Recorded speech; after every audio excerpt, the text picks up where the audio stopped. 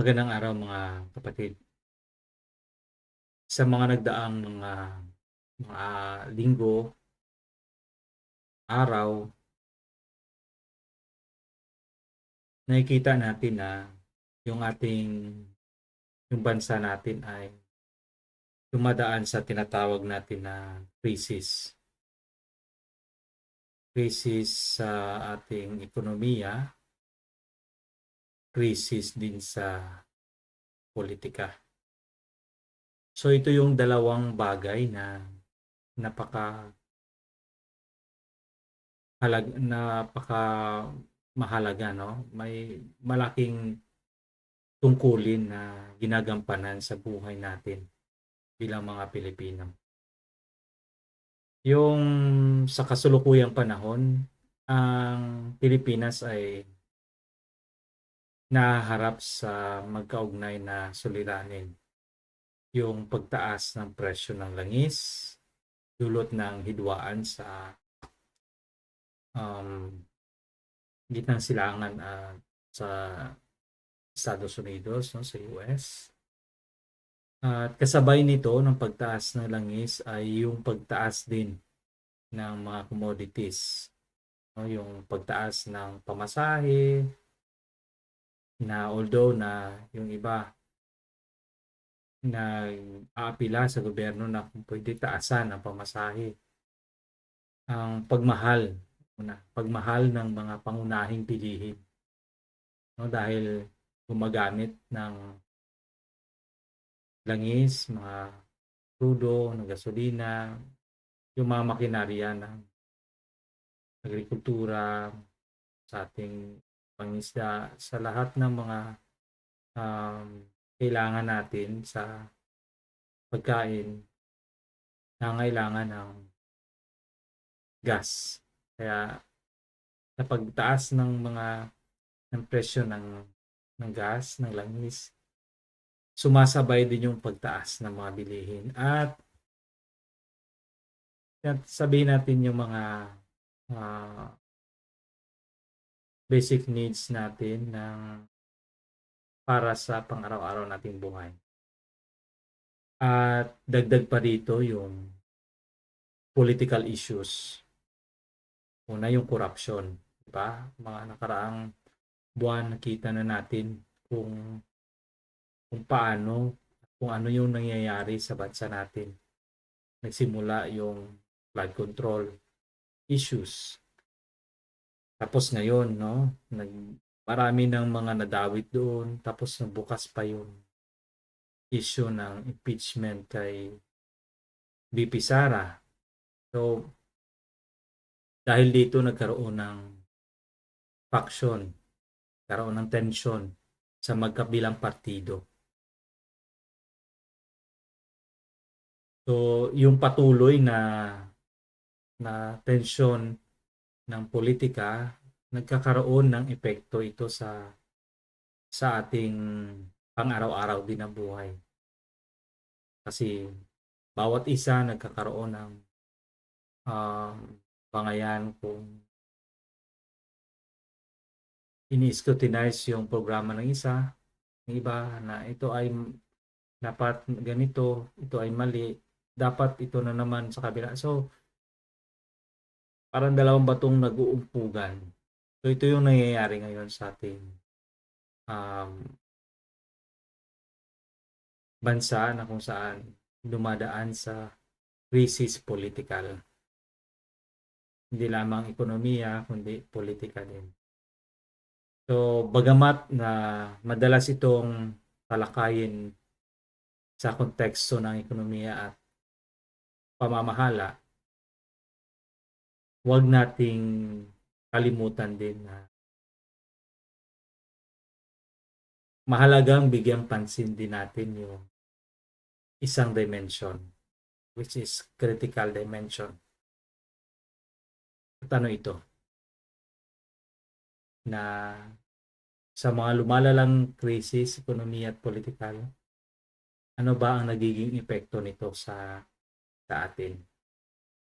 So mayroon itong epekto sa ating tinatawag na mental health. So, nagkakaroon tayo ng ah, kumbaga nagdudulot ito ng malaking epekto sa ating mental capacity, kaya naapektuhan yung ating decision making, yung ating pang-araw-araw na buhay, nagdudulot ito ng stress sa atin that leads into, that will lead into different kinds of uh, mental health problems. So, ito yung, kaya sabi ko, kamusta ka na? Kamusta na tayo sa mga nangyayaring crisis na ito? Saan na kaya tayo banda? Kamusta na yung ating mental health? Okay pa ba tayo? Kaya pa ba? No? So, habang yung ating mga kababayan na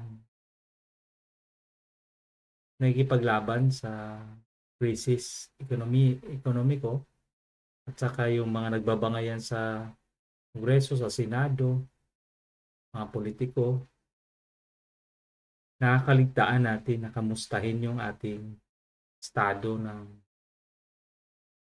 ating pag-iisip, ng mental state natin. Na ang mga ganitong crisis ay hindi lamang nakikita sa mga statistics o sa mga balita.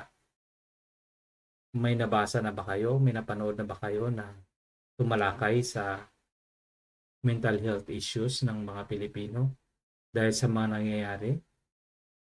Ang makikita lang natin ay survey. Sino yung pinakamalakas na kandidato para sa pagkapangulo sa darating na eleksyon sa 2028? Sino yung mga politiko na nakikipaglaban, di ba? Ang programa ng gobyerno, pagbigay ng ayuda sa mga na naapektuhan ng, pero may narinig na ba tayo? May napanood na ba tayo tungkol sa kamusta na kaya ang mental health ng mga Pilipino? Kamusta na kaya yung kalusugang mental ng mga Pilipino? Sila ba ay okay pa? Wala, di ba? So, ito ay nararamdaman natin. Tayo nakakaramdam nito araw-araw sa ating mga karanasan. Na sa ating pag-iisip, sa ating emosyon at pangkalahatang kalagayan natin. Nakikita natin ito at nagmamanifest yung kung kamusta na yung ating estado mental. So, isa sa pangunahing epekto ng krisis ay ang pagtaas ng tinatawag nating financial stress. Pumasok na tayo sa ekonomiya, which is talks about financial stress na nagdudulot ng anxiety. So, anxiety, ito na yung resulta ng stress, ng financial stress, yung anxiety. Dahil sa pagtaas ng presyo ng langis, tumataas din ang gastos sa transportasyon at produksyon na nagresulta sa pagmahal ng mga bilihin.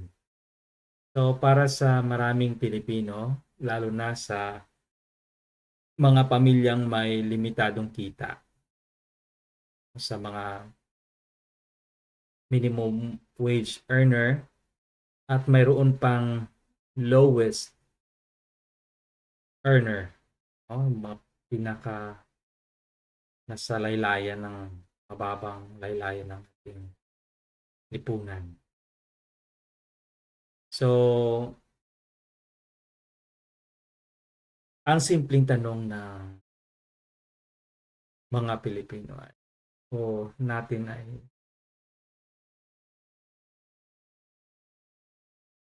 paano pa kaya natin ipabudget ito? Yung kapiranggot na kita natin, paano kaya natin ito pagkakasyahin. No? Yung kita na to, paano kaya natin pagkakasyahin? Kaya yung ating isip, grabe na yung takbo. Baliktarin mo yung pera, hindi nagbabago. Ganun pa rin. Mayroon tinatawag na, mayroon na tayong ginagawa, bawas na, unti-unti. Kung bumili tayo ng 1 kilong um, ulam, mabawasan na ito, magiging kalahating kilo na lang. Yung 1 kilong bigas, mababawasan na ito, magiging kalahating kilo na lang. Pagkain pa lang yun, no? So, paano pa kung mayroon kang maintenance? Paano pa kung may mga yung member ng ating pamilya ay may sakit, di ba? So, yung napakahirap na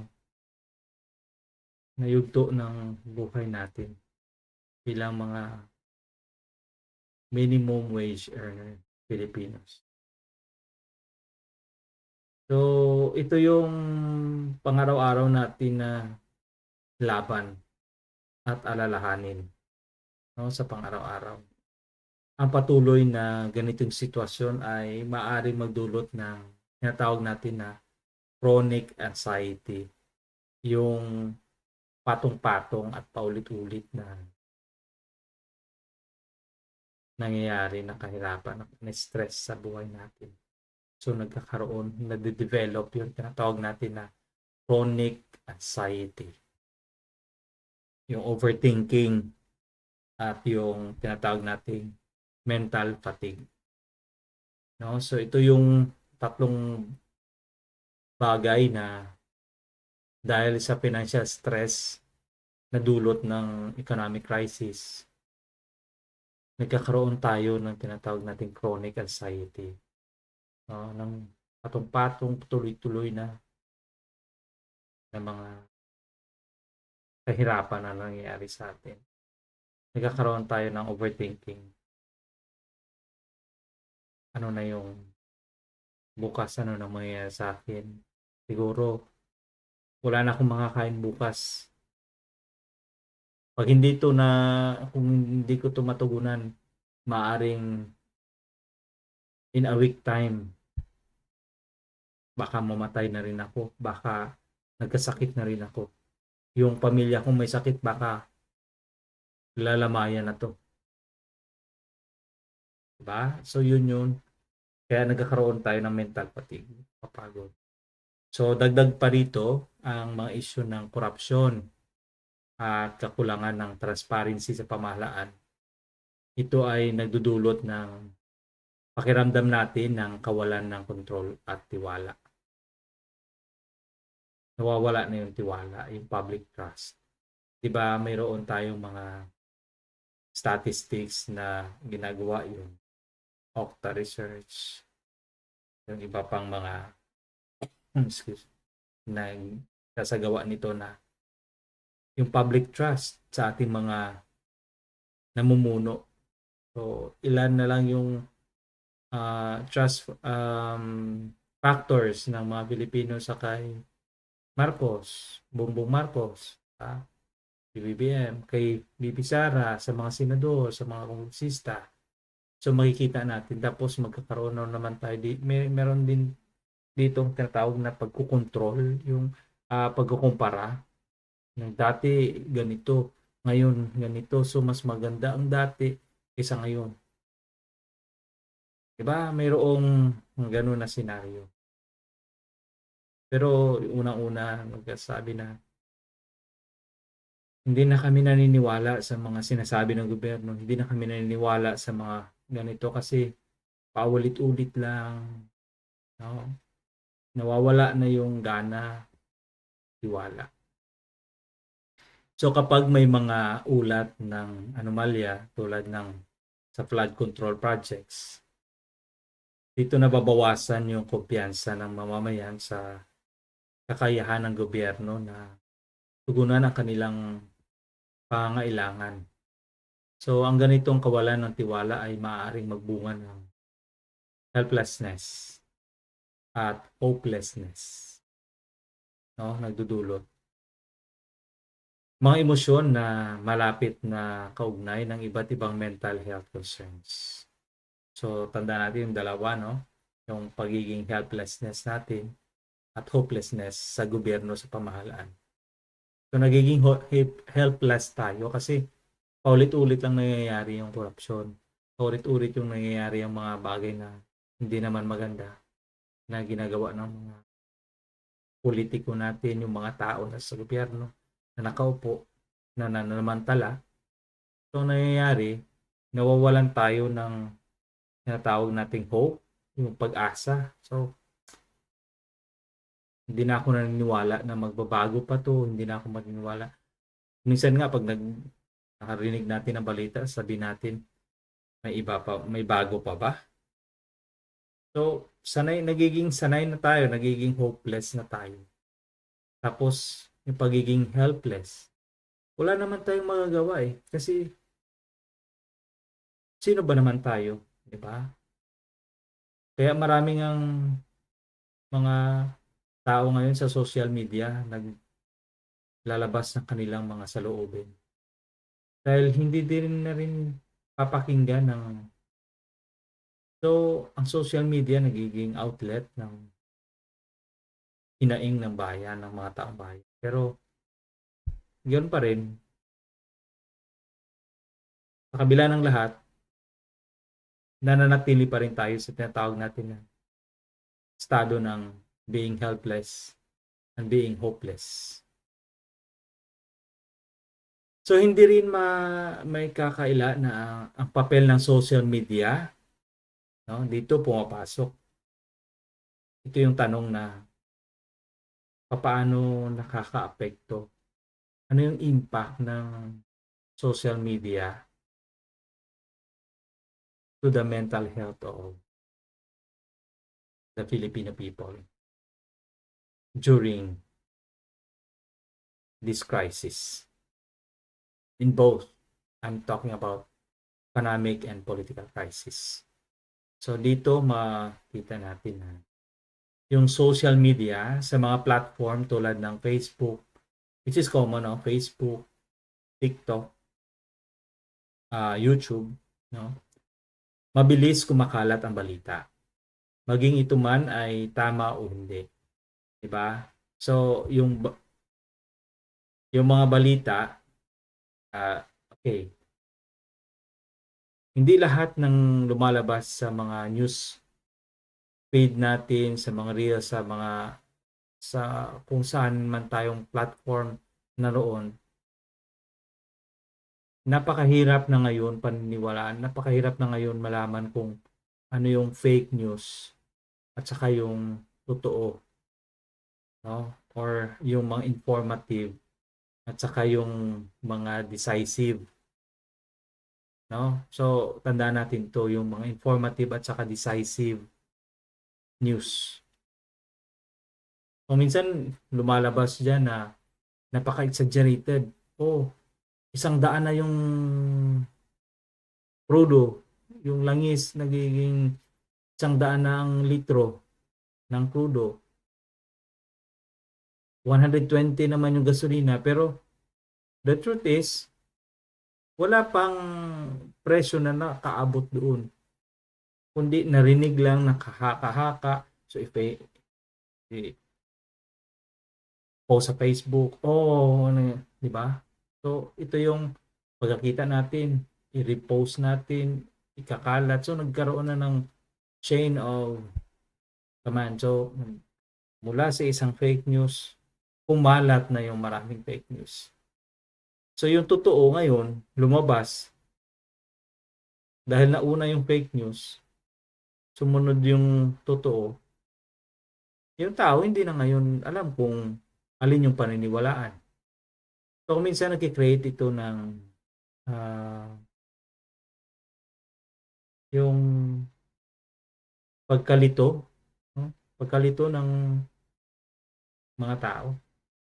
So dahil sa tuloy-tuloy na exposure sa negatibong impormasyon, nagkakaroon ng tinatawag na emotional overload. Na-overload na tayo ng mga balita na negative. So ang utak natin parang sasabog na, parang hindi na kayanan yung mga. So, ito nagkakaroon ito ng tinatawag natin emotional overload. Yung mga negatibong na sasagat natin ng mga balita na pumapasok.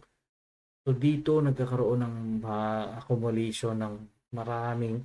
So, minsan hindi na makukontain ng ating utak, ng ating isip. So, parang sasabog na yung.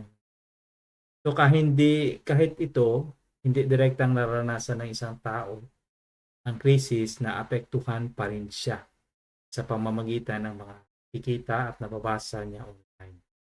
Ito ay maaaring humantong sa tinatawag natin na stress, anxiety, and emotional burnout. So, ito yung kakaroon ng overload, emotional overload. So, pag ito ay napuno na, parang sasabog na siya, dito yung stress, yung anxiety, yung emotional burnout. Naalala nyo, pagpasok ng taon ng 2026, nagkakaroon ng mga maraming balita ng suicide. Diba? Nagkaroon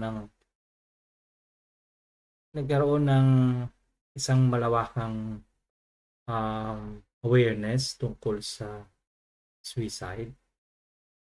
Even professionals, yung mga tao may grabe yung pinag-aralan, pero they end up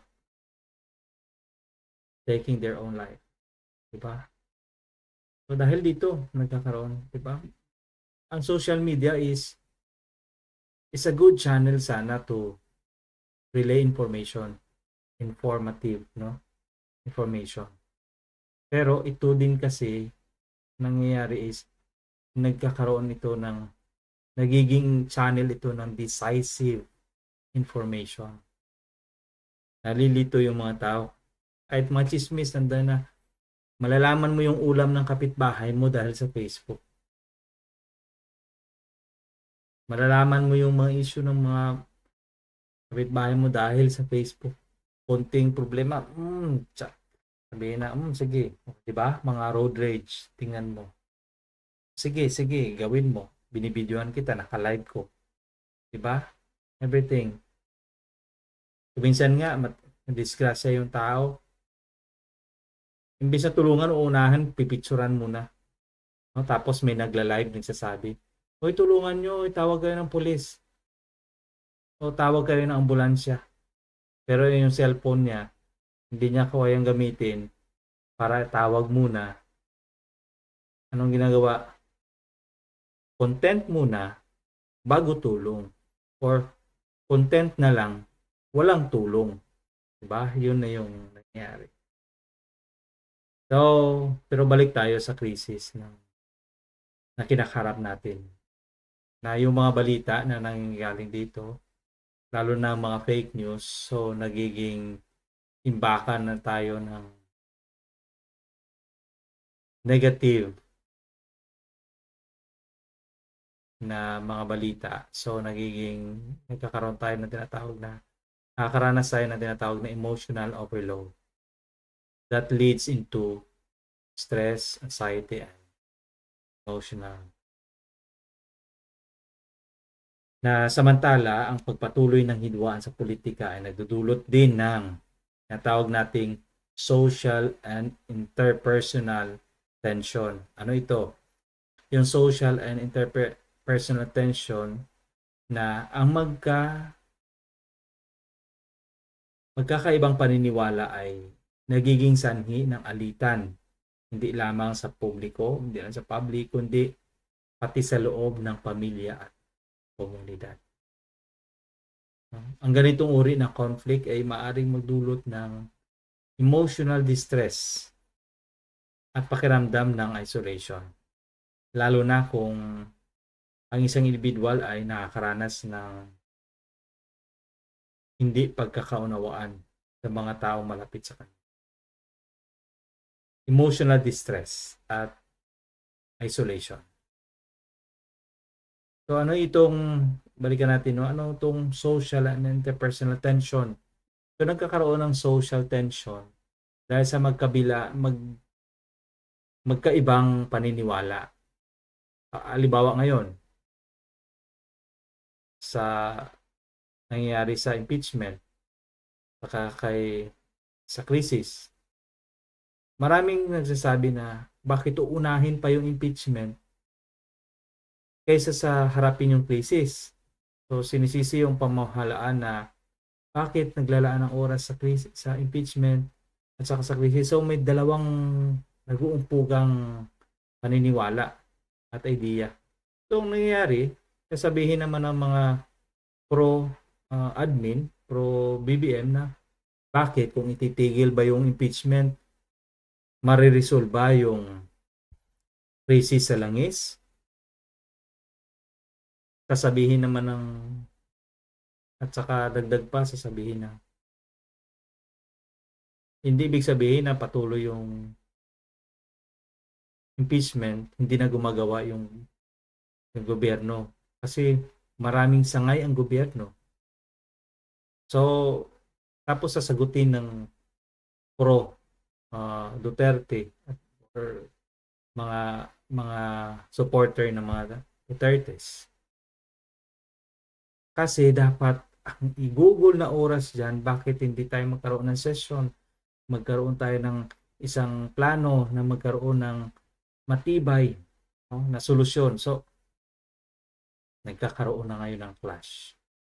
So, dahil sa hidwaan na ito, kahit magkaibigan, kahit magpamilya, nagkakaroon ng tinatawag na clash ng ideolohiya ng ating mga paniniwala. So nagkakaroon ng tinatawag na social and interpersonal tension. Nagkakaroon ng tension sa community, sa komunidad, community, nagkaroon ng division at lalong-lalo na sa loob ng pamamahay. Kaya sa loob ng pamamahay, dalawang bagay lang yung dapat iwasan na pag-usapan. Una ay yung relihiyon, saka yung politika. Kasi pag ang dalawang bagay na to na pag-usapan, daig pa nito yung nag-aagawan ng mana. Kasi yung nag-aagawa ng mana, may pwede pang silang pagkasunduan eh. Benta na lang natin, hatiin natin yung lahat para equal. Pero ito yung dalawang topic, relihiyon at saka politika, walang may nagkakaroon ng reconciliation sa mga ganitong usapan. Kaya nagkakaroon ito ng instead na masaya yung pagsasama, nawawala. Nagkakaroon ng tinatawag natin emotional distress. At ano pa? Isolation. Pag naglalakad, lalakad sila kunwari. Magkasalubong parang kumbaga about face na lang or doon titingin ng isa dito din sa kabila yung isa. Magkasalubong man pero hindi na nagbabatian. Na noon ginagawa pa nila na. Pero dahil dito sa usaping politika, kakaroon ng natawag natin na isolation. So, mahalagang tandaan na ang epekto ng krisis sa mental health ay hindi lamang individual. Yes, it's not only individual that has been impacted by this. So, ang problema ay nagiging isang systemic issue. Nagiging epekto sa sistema natin. So, yung tinatawag na national mental health problem na. Instead of individual, umaakyat na ito sa national level na kumbaga buong bansa na yung nakakaranas ng mental health issues. So, ibig sabihin, kahit may mga personal coping mechanisms tayo, na marami tayong ginagawa, patuloy pa rin siyang naapektuhan kung ang pinagmumulan ng stress, ang mga suliraning panlipunan at pampolitika ay nananatili. So habang patuloy yung issue na to, patuloy pa rin to ang mental health issues natin. So hindi to titigil kasi hangga't mayroong problema, yung coping mechanism natin, naghahanap din siya ng paraan paano ito tugunan, paano ito i-cope up, paano tayo mag-cope up sa mga nangyayari sa atin. Diba? So, sa makatuwid, kinakailangan ang mas malawak at kolektibong solusyon. Kabilang ang maayos na pamamahala, yung transparency, at epektibo ng mga polisiya na tunay na tumutugon sa pangailangan ng mamamayan. Kaya kung mapapansin natin, maraming mga organisasyon sa lipunan na hindi sang-ayon sa tinatawag nating ayuda system, na dahil mayroong krisis sa langis, magbibigay ng ayuda, bigyan ng 5,000 bawat isa, bawat driver, bigyan ng 5,000. Papaano na lang yung iba na hindi driver? Ibig sabihin ba sa pagtaas ng langis, drivers lang, namamasada lang yung apektado dito? No. Apektado ang buong mamamayang Pilipino. So ano yung solusyon? Ang ayuda is ang 5,000.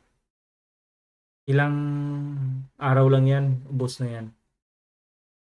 So ano yung dapat sustainable na solusyon na lahat makakabenepisyo. Hindi lamang yung maliit na sektor ng lipunan, kundi sa lahat ng mga mamamayan, kasi lahat na apektuhan eh. Kaya ito yung hinihingi ng mga ibang organisasyon at may mga politiko din na sinasabi na sana magkaroon tayo ng solusyon na kung saan hindi lamang sa ngayong araw, parang survival mode lang nangyayari. Na isusustain lang ngayong araw, pero ang bukas ano naman, 'di ba? So hindi dapat yung solusyon na parang survival mode, kundi solusyon na sustainability, yung pangkalat tuloy-tuloy, no, na at kung ito ay nariyan na concretize na, dapat ito ay magpatuloy. Hindi lamang dahil nagkaroon ng krisis ng sa langis, pagkatapos na malampasan ito, tapos na. No. Dapat yung program is continuous, no? Tapos dapat transparent yung gobyerno. Kung ano yung nagastos, dapat nakikita din ng tao. Kasi para mababalik yung tiwala ng tao, yung public trust. So, unti-unting babalik. Kaya yung sinabi natin kanina, yung state na yung mga Pilipino, tayo, nasa estado na tayo ng tinatawag na hopelessness and helplessness. So, dapat makalabas na tayo, para makalabas tayo doon, may pakita naman ng gobyerno na gumagawa siya ng aksyon para matugunan yung krisis. Hindi sa panandaliang solusyon, kundi pangmatagalan ng solusyon. Kumbaga, kung nakikita mong nagugutom yung mga Pilipino, kung sa isang pamilya nakikita mo, ikaw lang yung marunong mangisda. Huwag lang yung lagi na magdala tayo ng isda sa bahay. Kundi turuan natin yung each member, bawat miyembro, mangisda. So, paano natin tuturuan silang mangisda kung wala silang gamit pangisda? Diba? So, bigyan natin ng gamit ng pangisda at turuan natin mangisda para pag marunong na sila, hindi na mahirap mangisda, di ba? Kahit wala tayo, they can survive. Kasi marunong sila maghuli ng isda. Hindi lamang na bigyan mo lang ng isda, bigyan. Paano kung wala kang huli? Paano kung konti lang yung huli mo? Diba? So, dapat magkaroon ng ganito para matanggal yung mailabas yung mga Pilipino, mailabas yung sambayan ng Pilipino sa natawag natin na hopeless and helpless state. So, sa kabuuan, ang mental health ng mga Pilipino ay malalim na konektado sa kalagayan ng bansa. Ang mga krisis sa ekonomiya at politika ay hindi lamang usapin ng sistema kundi usapin din ng tao, ng kanilang pag-asa, takot at kakayahang magpatuloy. Kaya kung nais mapabuti ang mental health ng mamamayan, kinakailangan tugunan hindi lamang ang mga personal na hamon, kundi pati rin ang mga ugat ng krisis sa lipunan. Kaya sa ganitong paraan lamang maaring makamit ang isang lipunan hindi lamang matatag sa aspeto ng ekonomiya at politika, kundi pati rin sa kalusugang pangkaisipan ng bawat Pilipino. Kasi kung bawat Pilipino ay nagkaroon ng malusog na kaisipan, magiging maganda yung relasyon ng bawat isa. Nagkakaroon ng tinatawag natin na bayanihan system. Nagkakaroon ng pagtutulungan. Yung instead na i-isolate natin yung sarili natin kasi nagkaroon tayo ng iba't ibang perspektibo at paniniwala sa politika. Why not we unite, no? Magkaroon tayo ng isang bansa na kung saan nagkakaisa para magtutulungan. Para kung mag-isip man ng solusyon, magkakaroon ng matatag na desisyon, magkakaroon ng isang pagkakasunduan na ganito yung ating dapat gawin. So, ito yung gusto ko lang sa inyo na maganda ang ating pagsasama kung karoon tayong natawag na unity. Kaya ang tanong ko ay kailan natin makakamit ito? I know na napakahirap.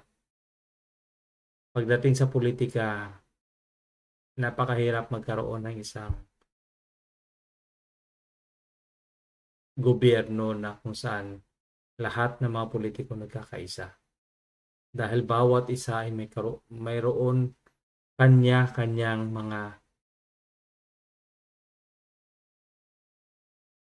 mga gustong ipakita sa tao at mayroon sariling intensyon kung bakit tumakbo.